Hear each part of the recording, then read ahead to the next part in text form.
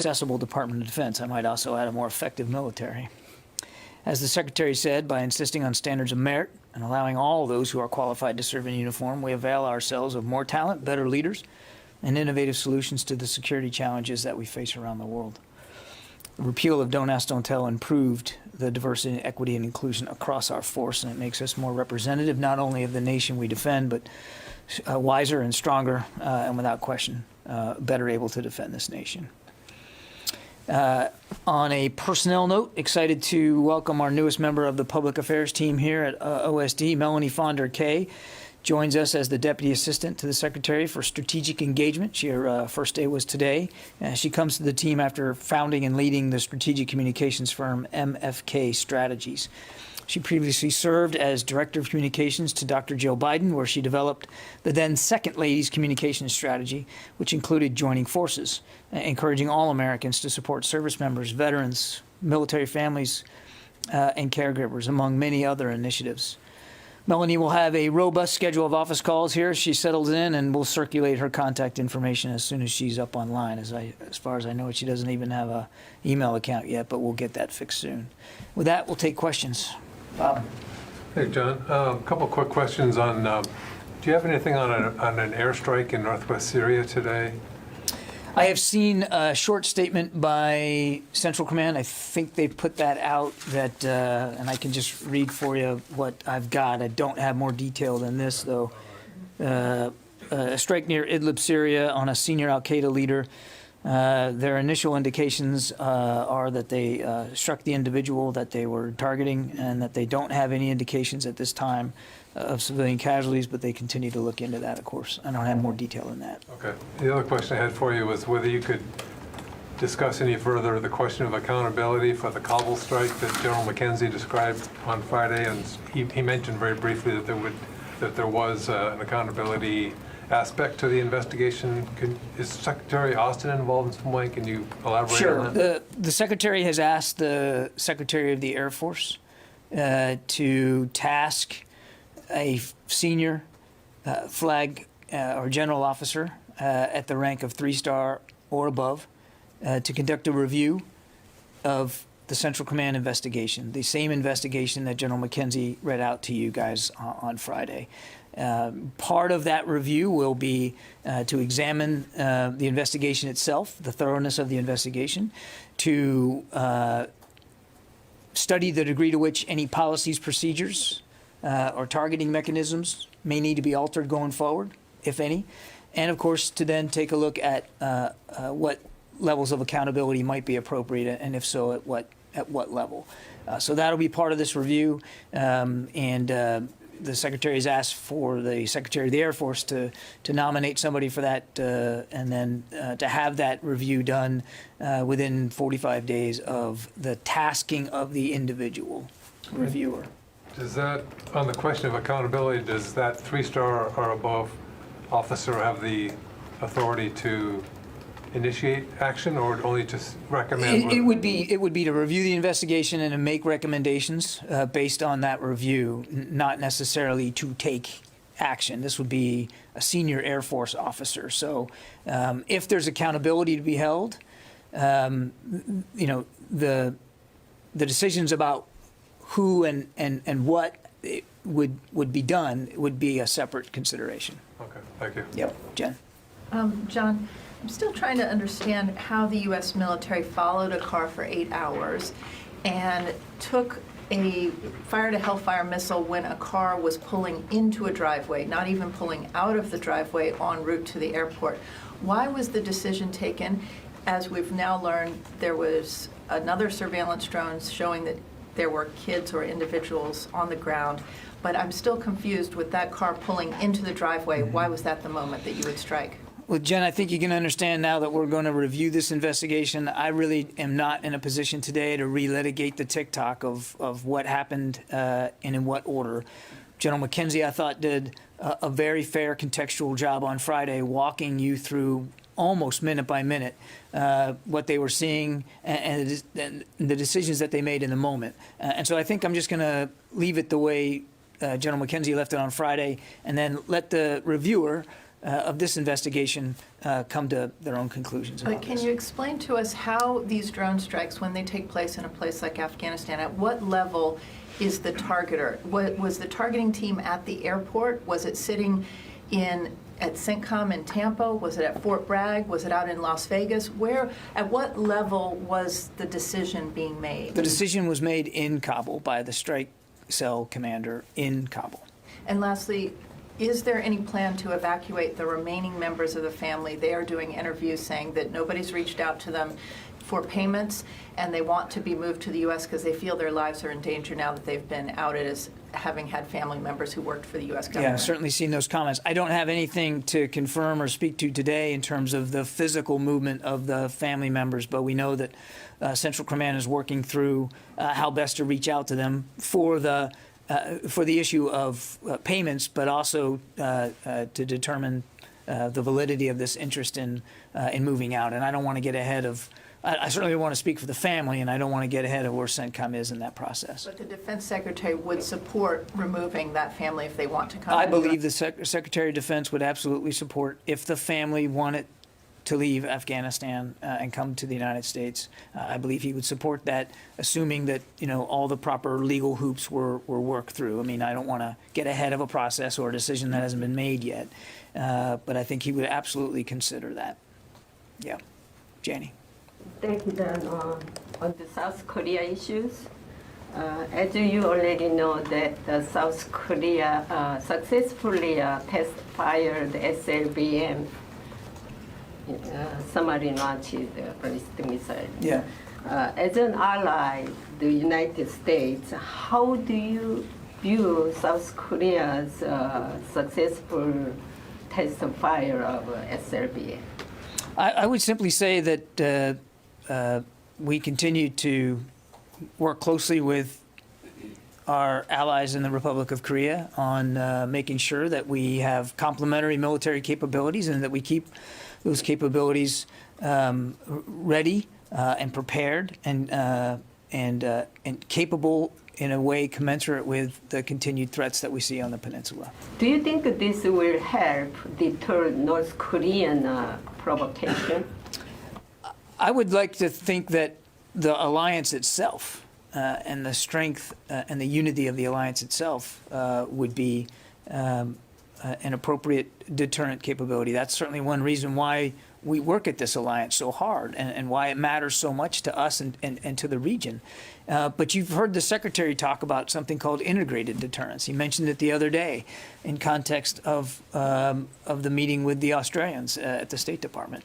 Integrated deterrence is not just something that he's looking at from a United States perspective. It certainly does cut across the joint force, and it does cross many domains of warfighting, from space and cyber, maritime and air, and of course ground. But in the Secretary's mind, integrated deterrence is really about netting in and integrating the capabilities of our allies and partners, particularly in that part of the world. And of course, there's no stronger ally than the Republic of Korea. Thank you very much. You're welcome. Therese. Yes, hi, John. I have two questions. First one, did Secretary Austin give the Secretary of the Air Force a deadline for choosing the person that's going to do the review of the investigation? No. Okay. But I don't think this is going to be a task that's going to take an exorbitant amount of time. But once they're selected, it will be 45 Once days. the individual has been named by the Secretary of the Air Force, the Secretary has asked that the review be completed in 45 days. Gotcha. And then my second question is, what is the military doing to try to amend relationships with allies in the Middle East following the drone strike? I'm not sure what you're getting at in terms of mending relationships. So we have very strong relationships in the region as it is, and I would point to the Secretary's travel just the week before last to visit some of our Gulf allies, Bahrain, Kuwait, and Qatar.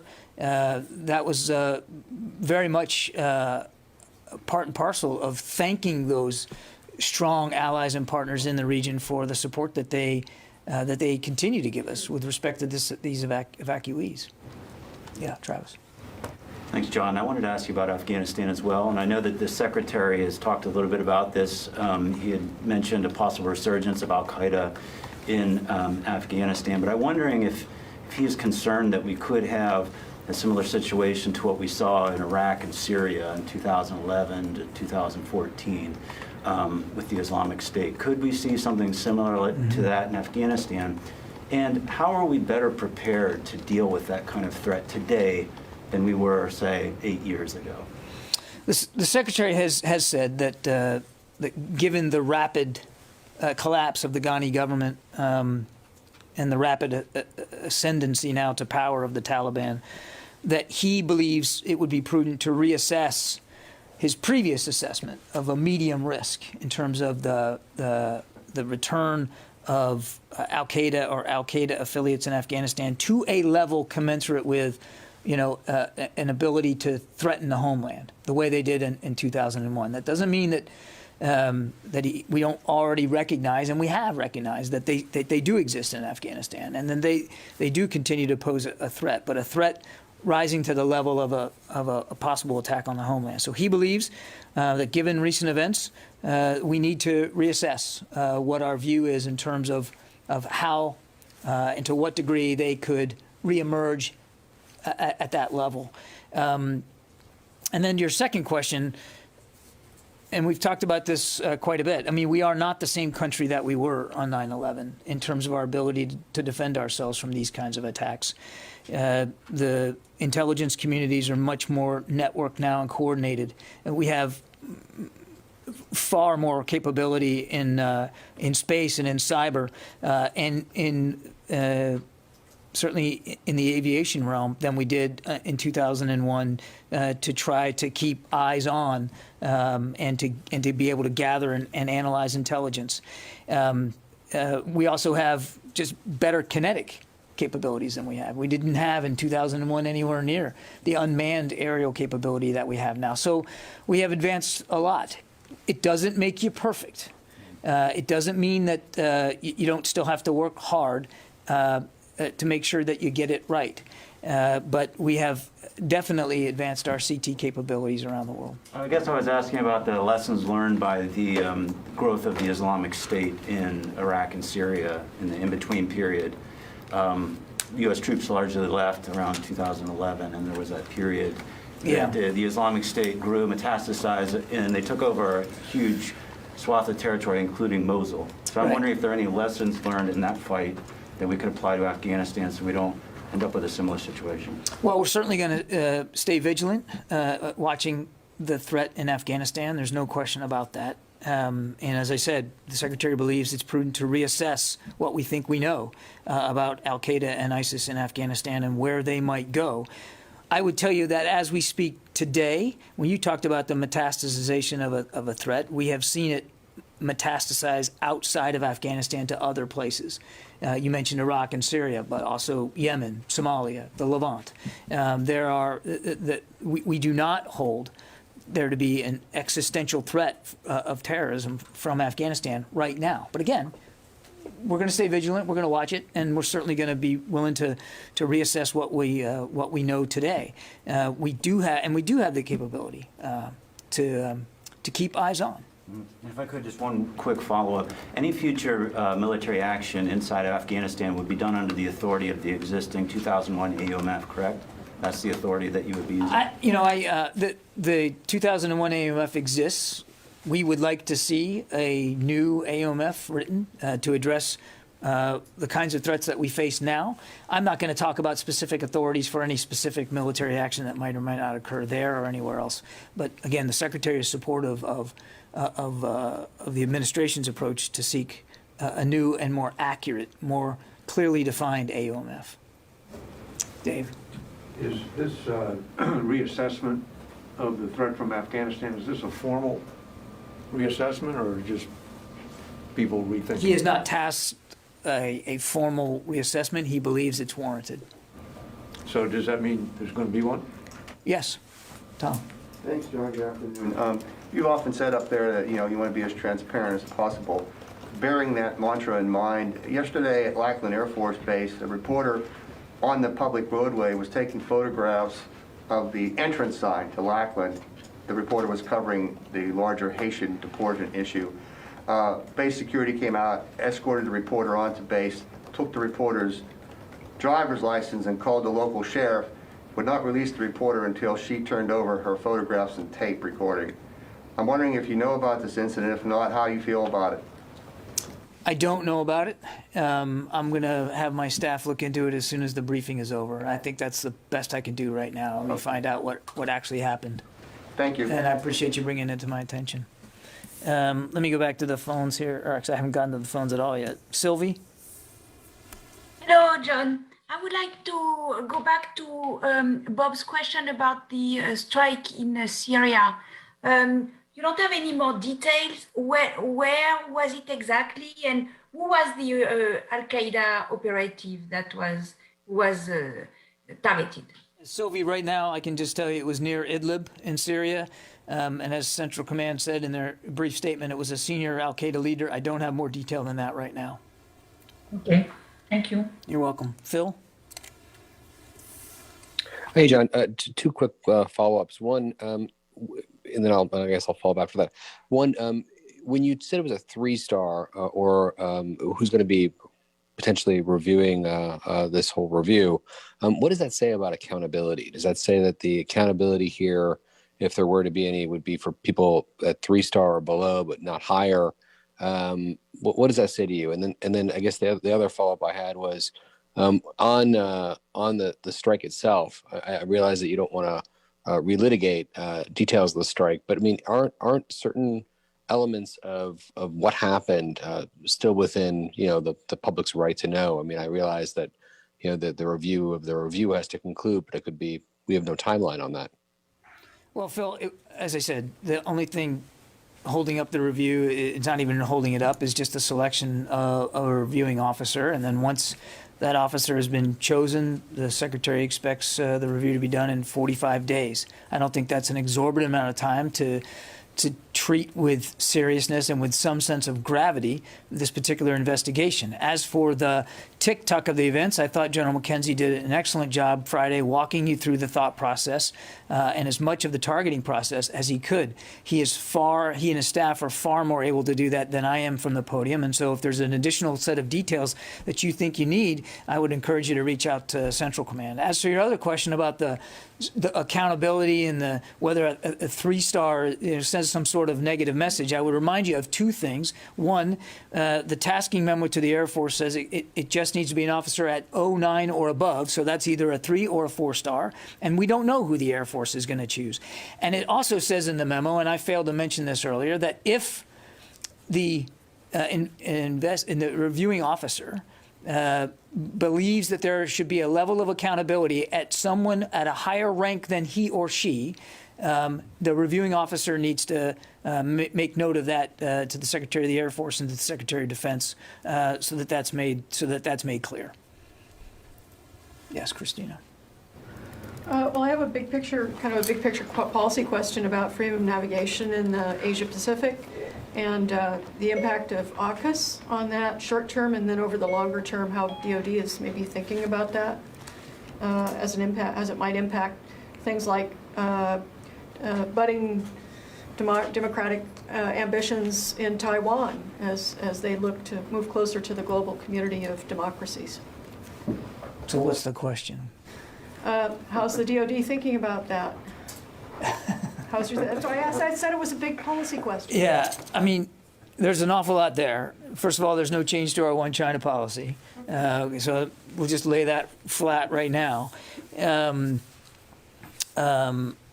We continue to maintain a strong belief in international norms that exist in that region and around the world, and in abeyance to those norms and orders to include the right of navigation in international waters and international airspace.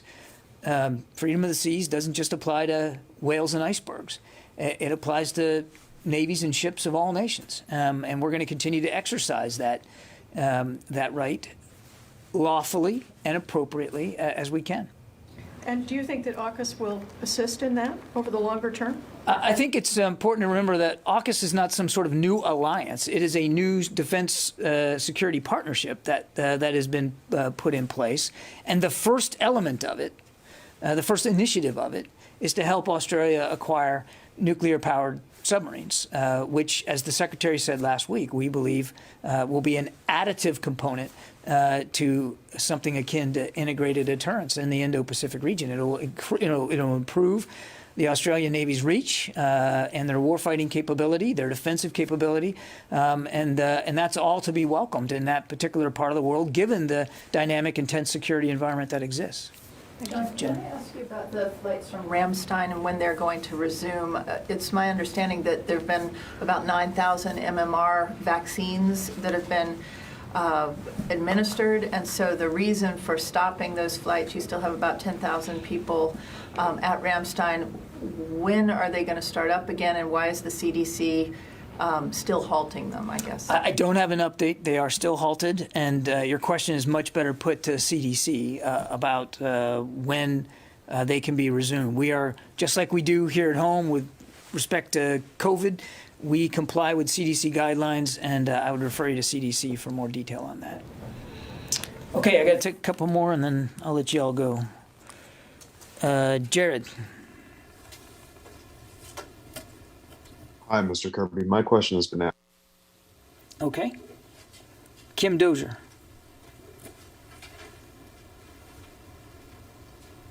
Hey there, thanks. Two questions. Can you give us an update on the Afghan casualties who were taken to Landstuhl or other U.S. medical facilities from the Abbey Gate bombing?